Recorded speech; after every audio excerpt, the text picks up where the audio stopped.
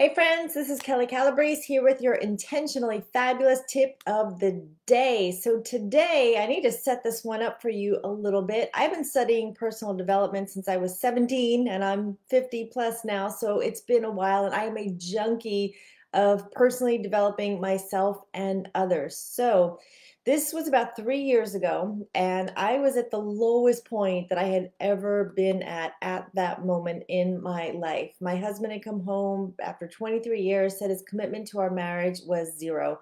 The house was listed on the market. He was weeks away from moving out. I hadn't told anyone. I was keeping this in, hoping, praying, believing that things would change, but finally, the day came where the first showing showed up for our home, and I was sitting in a neighbor's driveway, and I thought, I have to tell someone. I can't keep this a secret anymore. Plus, I thought I was going to explode.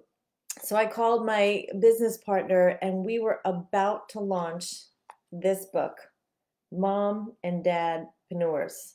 Talk about feeling like a fraud. Talk about feeling like a total failure. Here we were about to launch this book, which we knew was about to become a bestseller about being a mompreneur, and my marriage is blowing up.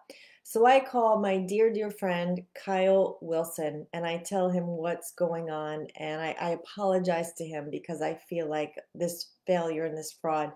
And he says to me, this is it, the best personal development advice I have ever received. Kelly, take the high road.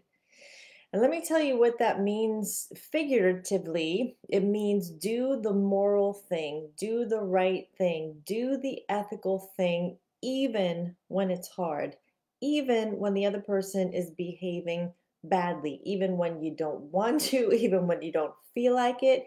It will always serve you to take the high road. Literally, the high road is the one that goes above all the others, and a lot of times winds up being the most direct way with the least amount of resistance. So, why take the high road? Because a lot of times, let's be honest, we don't feel like it. And in that season, I certainly did not feel like it.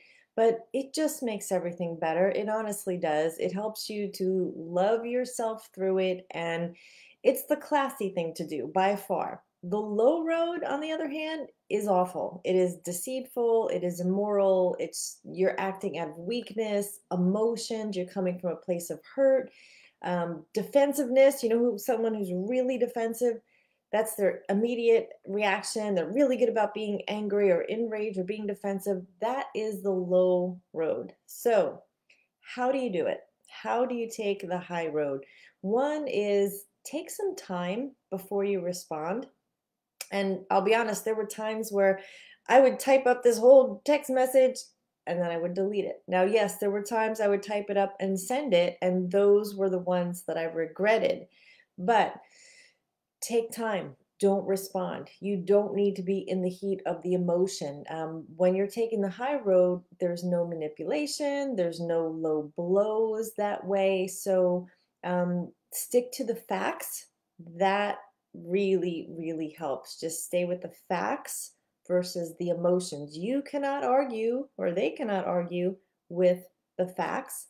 Know what you want out of the situation and then work backwards from there.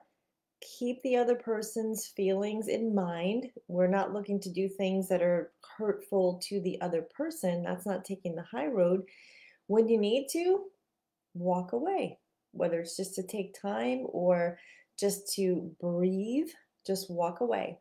Keep your boundaries, set your boundaries. I'm not saying, be a wallflower or let someone walk all over you or don't ever get what you want. Just, give it up and hope and pray things will be better, which they may, and that's how things work in the world.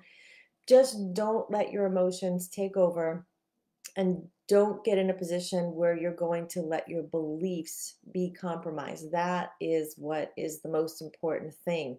So I love Take the High Road because it is so simple, it is so effective, and you can always check in with yourself and say, is this taking the high road or no? And just take a moment, consider that, step back, breathe, and then think about, what do I need to do to take the high road? My grandmother used to always say, do the right thing the first time and every time.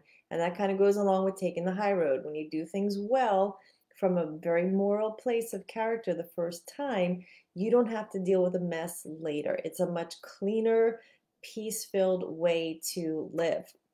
So I've spoken to a lot of divorced women. I've been coaching divorced women, and the things that they will regret the most are when they didn't take the high road. They want to take that back. When you hurt someone, when you say something that just expresses the lowest form of yourself, that's typically where we have regret. We can always say, I'm sorry. We can always repent. We can always ask forgiveness. We can always tell people we love them. But once it's done, they won't unsee, unhear, or necessarily forget it. So that's my wisdom for you today. Be checking in with yourself. Teach this to anyone you come in contact in your relationships and business, certainly your children.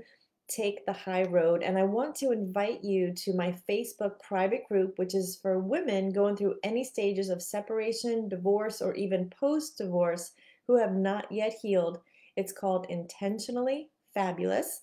And it's just a great, safe community for you to share your thoughts, talk about the hard things, and get support, encouragement, inspiration, and information. So thanks, everyone. Take the high road and have an intentionally fabulous day.